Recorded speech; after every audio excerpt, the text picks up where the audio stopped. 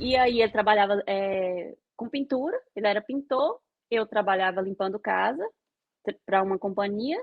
Depois de 1 ano e meio, eu saí da companhia, fui trabalhar para mim, adquiri alguns clientes e fui trabalhar para mim.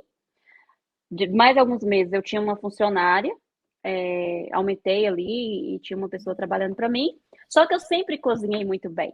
E quando eu vim do Brasil, antes de vir do Brasil, eu tinha passado um tempo na Chapada Diamantina, lá na Bahia. Na Chapada Diamantina tem uma rua só de tapiocarias, só de tapioca. E eu achava aquilo lindo, porque eu fui criada com tapioca, minha família, e eu nunca tinha visto tanta tapioca de tanta diversidade daquela forma. Então eu pensei, olha, quando eu for para os Estados Unidos, eu vou trabalhar 2 anos, vou juntar um dinheiro e vou voltar e vou trabalhar com tapioca, que é uma coisa que eu sei fazer, eu gosto de cozinhar, então vai dar muito certo. E aí ficou aquele desejo, só que eu casei, meu marido não queria ir embora, aí eu estava casada, também não podia ir. E aí fui acostumando, trabalhando, e eu sempre fazia tapioca, fazia comida, muqueca, baiana para os amigos, as pessoas ali mais próximas, e o povo amava. Só que com um salário muito limitado ainda.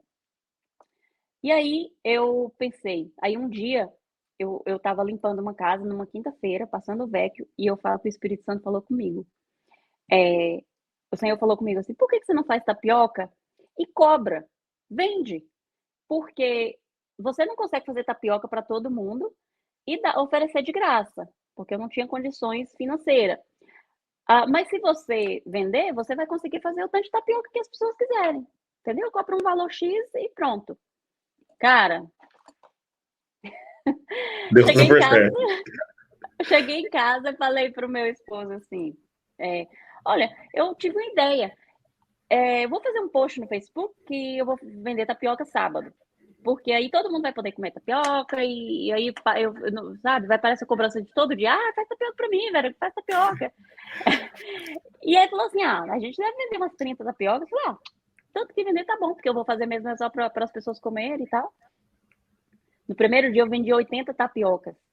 Caraca! E foi um post simples assim, eu postei assim, gente, sábado eu vou fazer tapioca, se alguém quiser. E aí começou, e até foi. Aí eu comecei a levantar 3 horas da manhã para fazer tapioca. Para dar conta da tapioca e limpeza de casa. E aí eu fazia a massa da tapioca, eu fazia os recheios, eu limpava a cozinha, eu preparava e meu marido entregava. Do que eram as tapiocas, assim? Porque eu sei Aí que a a massa, tapioca é aquela massinha, né? isso. Aí eu coloquei as tradicionais. Nós começamos com frango e catupiry, porque é uma região que tem muito mineiro, né?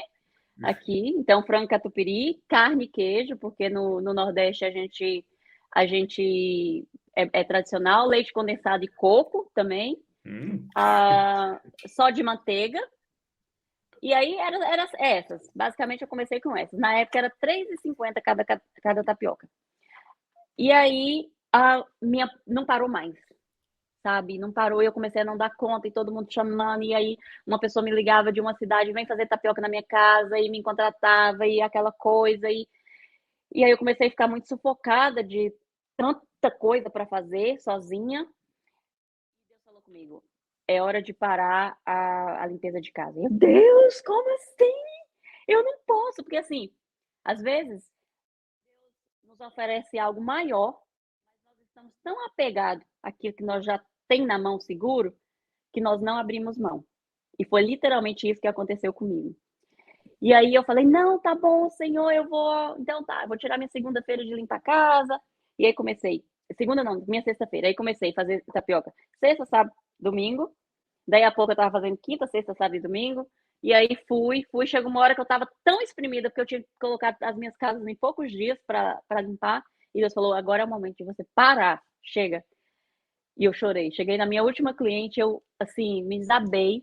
Falei para ela assim: olha, eu sou muito grata a Deus pela vida sua e da sua família, pelos anos que eu limpei sua casa. E por que que eu tô contando isso? Porque o tempo que eu estive limpando casa, eu nunca murmurei, eu nunca reclamei, eu nunca fui ingrata, eu nunca falei, nossa, mas limpar a casa. Não, eu sempre trabalhei com os clientes que eu queria. E quando eu saí de cabeça erguida. Todos eles são meus amigos até hoje, tanto os americanos quanto os brasileiros. Eu tinha uma brasileira só. o restante eram americanos. Até hoje, eu tenho 7 anos depois que eu parei 100%, eu tenho liberdade de mandar text message para eles. E aí, tudo bem? Passa aqui no meu restaurante. Ah, vou mandar uma tapioca para você. Tenho eles nas minhas redes sociais. Então, assim, foi um privilégio, porque foram deles que veio o meu primeiro suporte aqui. Então, E até assim, fizeram uma ah, pergunta para você, desculpa te interromper, até o Cristiano Souza, ele perguntou o seguinte, porque aqui a gente tem a participação da galera ao vivo. Ele perguntou assim, ótimo. ó, depois de quanto tempo você conseguiu conquistar seus próprios clientes? E qual foi o maior desafio trabalhando por conta própria? Eu imagino, Verônica, que entrar na área da limpeza aqui nos Estados Unidos não deve ter sido também uma tarefa fácil, né? Porque aprender o serviço em si leva um tempo, não é a mesma limpeza do Brasil. Não, Conta para nós como que foi esse processo de aprendizado para você e como você conseguiu seus próprios clientes e os maiores desafios. ok. Eu comecei trabalhando para outra pessoa, para outra companhia, e ali eu tive a oportunidade de aprender. Porque antes de você empreender, antes de você ir trabalhar para você mesmo, é importante você fazer o seu melhor onde você está trabalhando.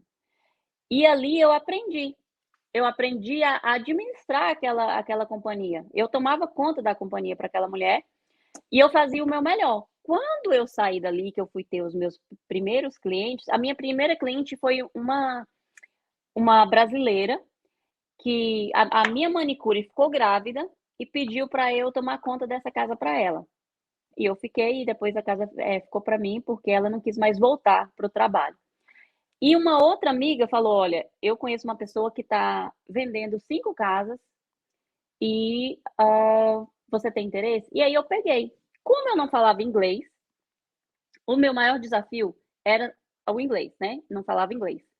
Então eu pensava, se eu não falo inglês, eu vou compensar o meu trabalho com isso. De que forma? Fazendo o meu melhor, fazendo aquilo que ninguém faz. E os americanos, eles não estão preocupados se você fala inglês. Claro que ajuda muito, é muito bom, mas no primeiro momento ali, ele está preocupado se você faz um trabalho, se você resolve o problema dele, se você faz um trabalho de excelência. Imagina uma mulher que trabalha o dia inteiro fora, que tem 2 ou 3 filhos, americanos tem muitos, tem 4, 5 filhos, passa o dia inteiro fora e vai uma mulher na casa dela, limpa só a casa, lava o banheiro, limpa a casa, beleza. Ela foi paga para fazer aquilo. Agora imagina que ela passou o dia inteiro fora, veio uma mulher que foi paga para limpar a casa e ela limpou a casa, limpou a geladeira e organizou a garagem ou organizou o closet dela ou lavou a roupa para ela. Ela vai chegar em casa e ela fala, opa, a pessoa que veio aqui, ela é diferenciada. E aí ela começa a indicar você para outras pessoas. Aí as vizinhas, as amigas, ela começa a falar de você para outras pessoas. E aí você começa a crescer. Eu comecei a empreender quando eu limpava a casa. Eu não comecei a empreender quando eu comecei a trabalhar com tapioca. Não. Quando eu limpava a casa, eu já empreendia. Quando eu trabalhava para outra pessoa, eu já empreendia. Porque eu fazia para aquela pessoa como se fosse para mim. Eu tinha a chave das casas, eu tinha os equipamentos da mulher, eu sabia a hora, não precisava a mulher me ligar e falar assim, Verônica, você vai chegar em tal casa, tal hora. Eu sabia que meu horário de chegar lá era 8h30. 8h30 eu estava lá. O horário de sair era 3, 4 horas. 4 horas eu tinha saído. Verônica, você terminou? Terminei, tô saindo aqui agora, tô trancando a porta. Quando ela chegava para conferir o serviço, estava tudo perfeito, porque eu mesmo conferia. Eu olhava debaixo da cama, eu checava se a toalha estava bem dobrada, eu checava se tinha ficado alguma mancha.